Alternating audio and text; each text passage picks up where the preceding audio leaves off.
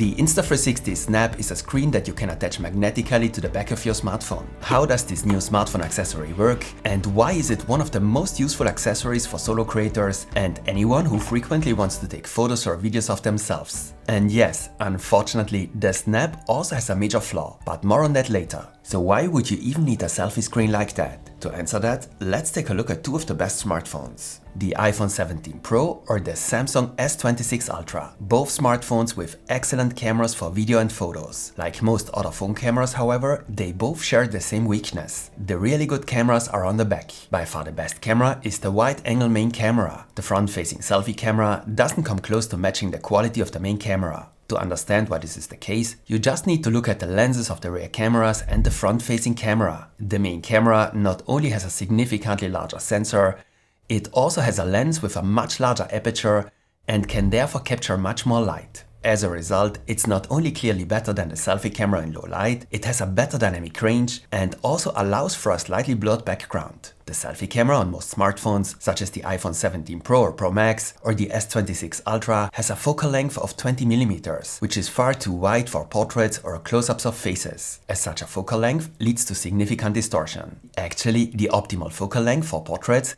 would be that of a telephoto lens. Okay, got it. No problem. You can just use the rear cameras if it makes such a big difference. That works fine until you want to take photos or videos of yourself, because in that case, there's no screen on the back, of course. You can't properly judge the framing. And during my test of the iPhone 17 Pro and S26 Ultra cameras, I had to retake certain shots a few times because I kept cutting off my head. And that's why Insta360 has now released a new screen with the Snap, which you can attach magnetically to the back of your smartphone. The idea isn't new. For example, I already have a screen like this here. This is a model from Smallrig. So what does the Snap aim to do better? How does it work? And how does it differ from the other screens? The Snap is designed as a single piece. It does have a connection cable on the bottom and the cover, but neither can be removed. As you can see here, the Snap is MagSafe compatible. That means it attaches magnetically to the back of an iPhone. For an Android phone, you can use a MagSafe compatible case. Alternatively, the Snap's packaging includes a MagSafe ring that you can easily attach to a cover you already own. The Snap's cover essentially serves two purposes. It protects the screen when you store the Snap. The cable folds upward to make it easier to store the screen. And the second function is, once you've attached the screen, you flip the cover back over your phone's touchscreen. This prevents you from accidentally touching the touchscreen and changing settings while holding your phone. It's actually quite a clever design, as that can happen quickly. You then connect the Snap to your device via the USB-C cable. Currently, the Snap is not compatible with older iPhones that still have a Lightning port. An adapter does not seem to work either. As for Android phones, all devices that support video output via DisplayPort Alt mode are supported. That includes quite a few devices, including of course the new Samsung phones, such as the S26 Ultra. Once connected, you just need to confirm Allow Screen Mirroring. To ensure proper display on the S26 Ultra under connected devices and Samsung DeX, I had to set Connected Display to Mirrored. On the iPhone, you should enable Zoom in the settings under Accessibility before connecting. This is necessary to enable the Snap's touchscreen functions. Once you've enabled it, everything might appear zoomed in. Simply double tap with 3 fingers, and the screen will return to its default setting. This is important because you can now launch the camera app from the back using the Snap, even when the lock screen is active. You can operate the camera from the back as usual and adjust settings. And whether you're using an iPhone or Android, if you want to use the camera in landscape mode, you should enable screen lock for a better experience. The Snap turns on automatically as soon as it's connected to a smartphone. As you can see, you can use the screen just like a regular touchscreen. You can swipe, tap, or even pinch to zoom in the camera app.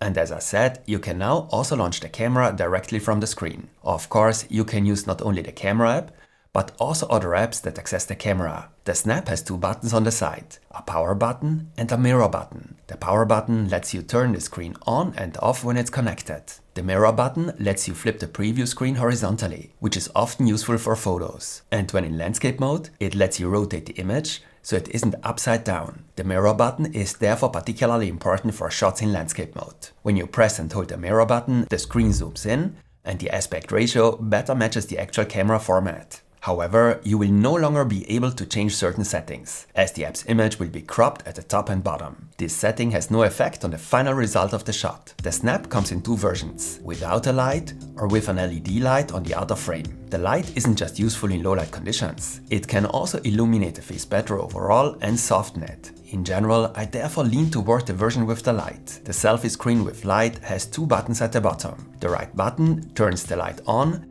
and lets you choose between 5 brightness levels. The left button lets you choose between 3 color temperatures. By the way, the Snap was developed in collaboration with Amiro, a well-known manufacturer of beauty products. You can tell, the cover surface is designed to be aesthetically customized and styled. While tech products and action cameras are usually aimed at a male audience, it's clear that the Snap was also specifically designed with a female customer base in mind. So, we've seen the Snap's features. What are the particular strengths of this little selfie screen? And what don't I like so much? A major strength of the Snap is its size. It's noticeably thinner than my iPhone 17 Pro or the S26 Ultra. And you can really tell that this is a strength when comparing it directly to competing products such as the small rig screen. Besides the size, there is another crucial difference to the other screen. As we've seen, the Snap connects to a smartphone via USB-C cable. The small rig screen, like most other external screens, connects via Wi-Fi. The decision to use a USB-C cable was a deliberate one. And while it's certainly one of the Snap's strengths, it's also linked to its biggest weakness. Since the Snap connects via USB-C cable, it is also powered this way. That's why the screen doesn't need its own dedicated battery. And that has several advantages. It's the main reason the screen can be so thin in the first place. And of course, it doesn't need to be charged separately. That means you don't have to worry about whether the screen is charged. And perhaps the most important advantage, the hassle of connecting via Wi-Fi or Bluetooth is eliminated. I don't need to tell you that connecting accessories via Wi-Fi doesn't always go smoothly. You plug in the Snap and it works. Every time. No complicated setup. It's extremely simple. But of course, connecting via USB-C cable has a number of drawbacks. Since the Snap doesn't have its own battery, it's charged, as mentioned, by the smartphone's battery.